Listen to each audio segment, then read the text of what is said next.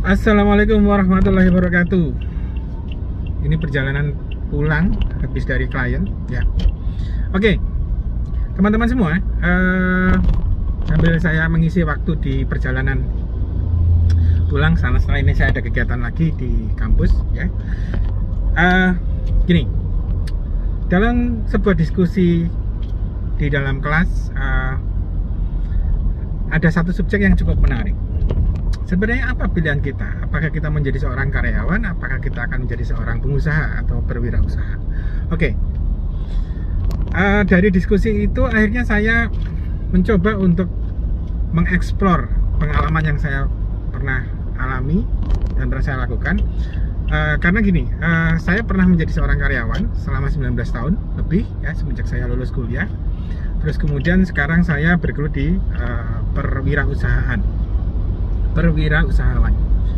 Jadi ada satu cerita yang menarik. Jadi waktu saya jadi karyawan itu ada beberapa kolega saya yang mempunyai pemikiran begini, bahwa ngapain sih kita harus kerja menjadi seorang karyawan, ikut orang ya kan, dengan gajian.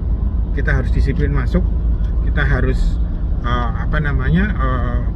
meluangkan pikiran kita, kontribusi kita, energi kita, tapi tetap aja penghasilan kita segitu-gitu aja. Oke, fine. Saya menangkap apa yang dia informasikan ke saya atau mereka deliverkan ke saya. Poinnya adalah bahwa jadi pengusaha itu lebih enak dibanding dengan jadi seorang karyawan. Mari kita bandingkan, oke ya. Kebetulan seseorang yang mengatakan itu dia performance-nya, kontribusinya, dan juga passionnya dia dalam bekerja dalam level yang ordinary lah, atau bahkan mungkin low, karena dia malas bekerja, bukan malas bekerja ya, saya bekerjanya itu tidak bersemangat, terus kemudian dia kadang juga sering absen itu.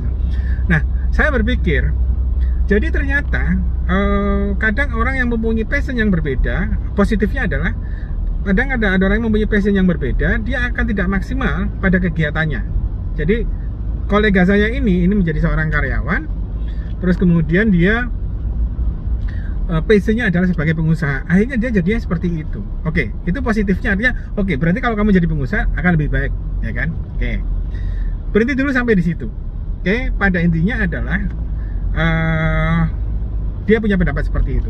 Akan tetapi saya berpikir bahwasanya dimanapun kita bekerja, dimanapun keberadaan kita, kita harus menjadi energi positif, baik buat diri kita maupun buat lingkungan kita. Intinya adalah bahwa pada saat kita bekerja di satu tempat, berusahalah kita membuat legacy. Jadi sesuatu yang orang akan mengenang kita.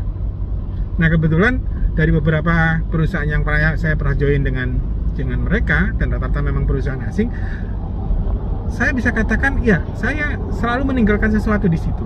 Bahwasanya saya pernah menjadi project leader di satu project, terus kemudian jadi sukses, jalan sampai sekarang. Bahkan saya pada saat balik lagi dalam rangka mengunjungi teman di kantor saya yang lama dan sebagainya, karya saya masih ada di situ. Artinya apa? Artinya bahwa kerja kita itu sebenarnya identitas kita. Semakin kita bermalas-malasan, semakin kita tidak disiplin, maka identitas kita ada di situ, ya. Dan juga sebaliknya, pada saat kita rajin, pada saat kita disiplin, identitas kita ada di situ. Jadi apapun kita, ya.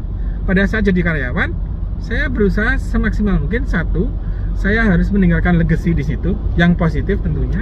Yang kedua adalah saya berusaha untuk menjadi transfer hal yang positif atau spirit yang positif, baik buat diri kita maupun buat orang lain. Oke. Nah, beberapa tahun kemudian setelah saya bekerja di perusahaan, terus kemudian saya menjadi seorang profesional, saya memutuskan untuk resign dan saya membuat perusahaan sendiri. Ternyata begitu saya melakukan usaha saya sendiri dan kemudian saya berwirausaha, saya punya perusahaan sendiri, saya berwirausaha. Oke, ternyata apa yang dikatakan sama teman saya yang tadinya pengen jadi pengusaha, sampai sekarang dia masih tetap jadi karyawan, gitu kan? Dan ternyata begitu kita menjadi seorang pengusaha, jauh harus lebih disiplin. Kenapa? Karena terutama untuk perusahaan-perusahaan yang di bidang servis, dan saya yakin selain servis pun juga sama. Kebetulan saya membuat satu perusahaan konstruksi yang fokusnya adalah ke desain engineering dan fabrikasi. Nah, ternyata begitu saya melakukan wirausaha itu, yang terjadi adalah bahwasanya bos kita itu banyak, yang menuntut kita itu banyak. Karena nggak mungkin dong kita sebagai company hanya mempunyai 1 atau 2 klien.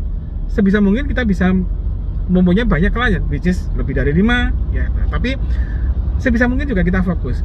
Tapi once kita mempunyai klien yang banyak dengan beberapa proyek yang berbeda-beda, maka tuntutan klien akan berbeda pula.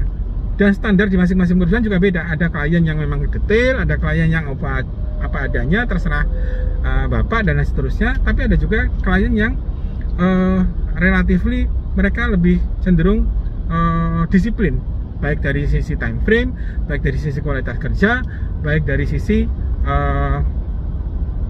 performance laporannya. Oke, dari 3 hal yang saya sebutkan tadi, satu hal yang perlu kita garis bawahi di sini, bahwa yang saya katakan sebelumnya, siapapun kita menjadi identitas kita. Dalam hal ini saya sebagai wirausaha, maka identitas saya harus jelas bahwa perusahaan saya yang dipimpin oleh saya mempunyai 1, profesional, kualitas bagus, tepat waktu, dan dia selalu trusted. Artinya komitmen itu dijalankan dengan betul. Kembali lagi, kesimpulan akhirnya adalah kembali lagi ke teman saya yang dulu tadi saya ceritakan, dia sekarang tetap menjadi seorang karyawan, mungkin nunggu sampai dia pensiun, ya kan? Akan tetapi performasinya juga gitu-gitu aja, dia nggak pernah naik pangkat. Ya mungkin kenaikan gaji sesuai dengan standar yang semestinya, katakan seperti itu.